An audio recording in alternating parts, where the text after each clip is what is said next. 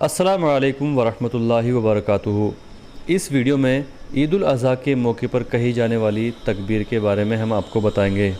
9ویں ذی الحجہ سے لے کر کے 13ویں ذی الحجہ کی عصر نماز تک آپ کو یہ تکبیر ایک بار ادا کرنا واجب ہے، اور 3 مرتبہ اگر آپ اس کو کہیں گے تو یہ افضل مانا جائے گا۔ تکبیر اس طرح سے ہے: اللہ اکبر اللہ اکبر، لا الہ الا اللہ واللہ اکبر، اللہ اکبر وللہ الحمد۔ اس تکبیر کو تکبیر تشریق کہتے ہیں، جس کو آپ ایک بار کہیں گے تو آپ کا واجب ادا ہو جائے گا، اور 3 مرتبہ اگر آپ اس کو کہیں گے تو یہ بہت ہی افضل مانا جائے گا۔ اس ویڈیو میں آپ نے تکبیر تشریق کے بارے میں جانا۔